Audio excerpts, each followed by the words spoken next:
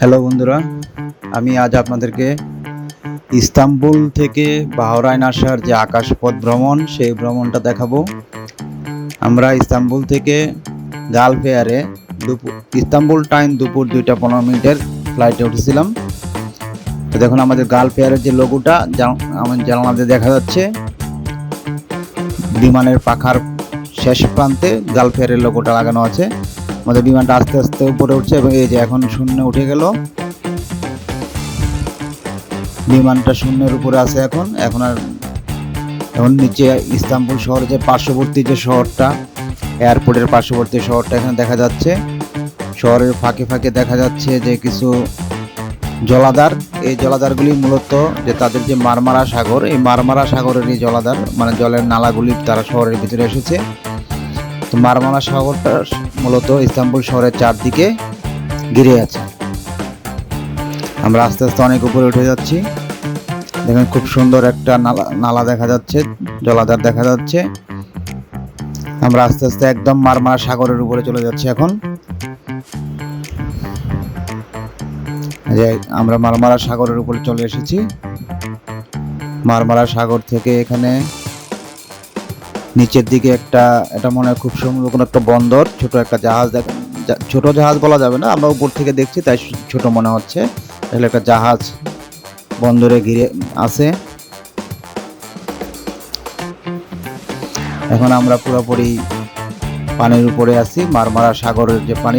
এখন আমরা আস্তে আস্তে মেঘের উপরে চলে যাচ্ছি। এই যে আমরা যে মেঘ ভেদ করে মেঘের উপরে চলে আসছি। এতক্ষণ মেঘের কারণে ধোঁয়া দেখা যাচ্ছিল, আসলে এগুলো ছিল এই ধোঁয়ার মতো যেগুলো ছিল সেগুলো ছিল মেঘ। আমরা এখন মেঘের উপরে, আমাদের উপরে আবার মেঘ আছে, মাঝখানে একটা স্তর আছে, স্তরটাতে আমরা আছি। অর্থাৎ আমাদের নিচে এখন মেঘ, উপরেও মেঘ।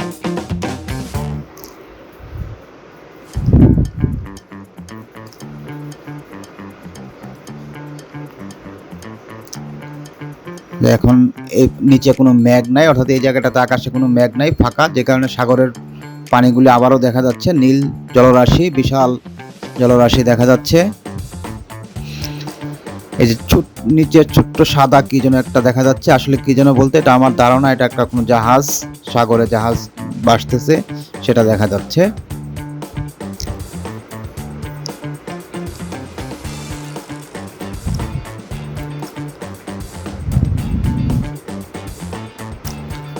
আমরা এখনো মারমারা সাগরের উপরে আছি, সাগরটা পার হতে পারিনি এখনো।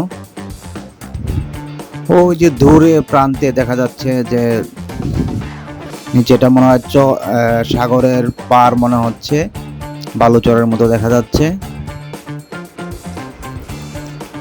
যে পাশে জলরাশি, ওই পাশে চর। হ্যাঁ ঠিক আছে, এটা সাগরের তীর বা সৈকত যেটাকে বলে, সমুদ্র সৈকত ছিল।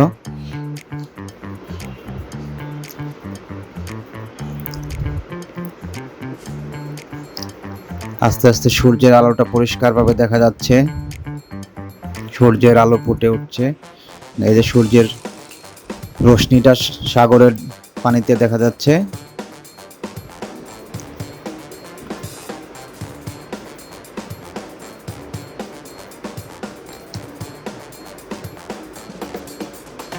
সূর্যটা আমাদের বিপরীত পাশে আছে।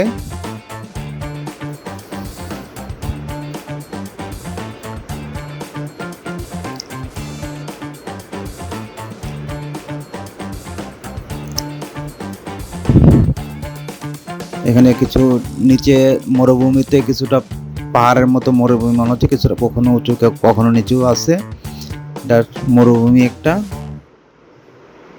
এটা আমরা কিন্তু এখন ইস্তাম্বুল পার হয়ে চলে এসেছি অনেক দূর, অর্থাৎ এই মুহূর্তে আমরা আছি দুবাইয়ের কাছাকাছি। যেটা বিমানের সিটের পিছনে যে মনিটর আছে, মনিটরে দেখা যাচ্ছে।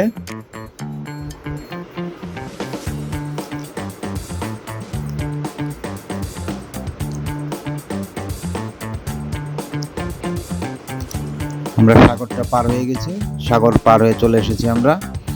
আবার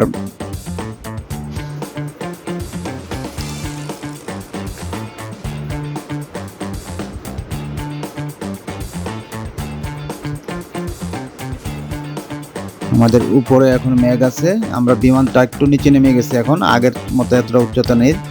ইস্তাম্বুল থেকে শহর ঢাকায় ফিরতে সর্বোচ্চ 38,000 কিলোমিটার পর্যন্ত উপরে উঠেছে বিমানটা, দেখেছি আমরা 38,000 কিলোমিটার।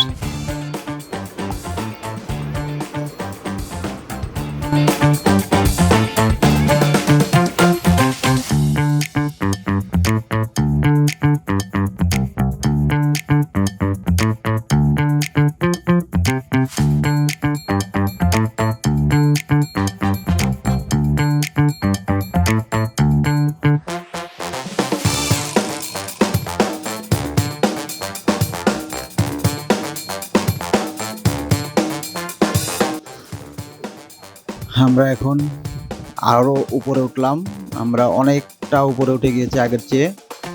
এখন দেখেন মেঘগুলি আমাদের বিমানকে ছুঁয়ে যাচ্ছে। এই যে বিমান থেকে নিচের দিকে যেটা দেখা যাচ্ছে যে মাঝে মাঝে সাদা সাদা স্তূপ আর মাঝে মাঝে আবার নীল। এখানে সাধারণভাবে আমাদেরকে প্রথম দিকে মনে হয়েছিল যে এগুলো জলের মাঝখানে বরফ জমে আছে, আসলে তা না। এই সাদা সাদা যে দেখা যাচ্ছে বরফের মতো, এগুলিও ঘন মেঘ, যেগুলি একটু ভারী হয়ে গিয়েছে, হয়তো বা বৃষ্টি হতে পারে কিছুক্ষণ পরে, এমন একটা অবস্থা। আর মাঝে মাঝে যে নীল বা ফাঁকা দেখা যাচ্ছে, এটা মূলত জল বা পানি নয়, আসলে যেহেতু এটা ফাঁকা আকাশ, তো আমরা জানি যে শূন্যতা মানে নীল, এই জন্য এটা নীল দেখা যাচ্ছে, আসলে শূন্য। ওই জায়গাটাতে মেঘ নেই, যেখানে মেঘ নেই সেটাই মনে হচ্ছে যে জলরাশি, আসলে তা নয়। ওই দেখো একটু দূরে দেখা যাচ্ছে সব সাদা মেঘ জমে আছে, আবার কিছু মেঘ উঠছে, মাঝখানে ফাঁকা আছে, অর্থাৎ এখানে কোনো মেঘ নেই, এজন্য নীল দেখা যাচ্ছে। এইরকম অবস্থা, অত্যন্ত সুন্দর একটা পরিবেশ বলবো। আমার ভাগ্য খুব ভালো ছিল, ওদিন আকাশটা খুব ভালো ছিল, মানে ওয়েদার খুব ভালো ছিল, যে কারণে ভ্রমণটা অত্যন্ত সুন্দর হয়েছিল।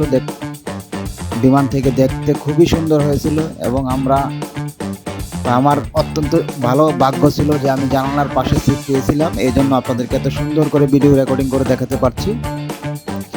তো জানালার পাশে সিট পাওয়ার পিছনে আপনাদেরকে একটু বলে রাখি, যাদের বিমানে ভ্রমণের অভিজ্ঞতা খুব একটা নাই তাদেরকে বলি যে বিমানের টিকিট কাটলে, যখন টিকিট কাটা হয় তখন কিন্তু কখনো বিমানের সিট বরাদ্দ দেওয়া হয় না। সিট বরাদ্দ দেওয়া হয় আপনি এয়ারপোর্টে আসার পর, যখন বোর্ডিং পাস দেওয়া হয় তখন সিটের বরাদ্দ হয়। আপনার যদি জানালার পাশে বসার ইচ্ছা থাকে, যখন বোর্ডিং পাসে ওরা লাগেজগুলো ট্যাগ করে বা টিকিট কনফার্ম করে, তখন তাদেরকে বললে যে আমি উইন্ডো সাইড সিট চাই, তাহলে তারা আপনাকে উইন্ডো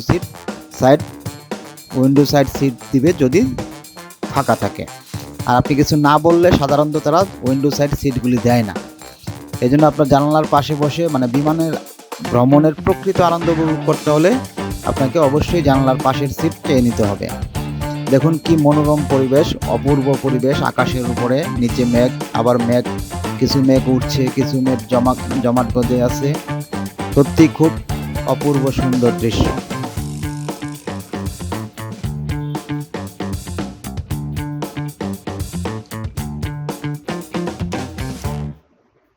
খুবই সুন্দর দৃশ্য।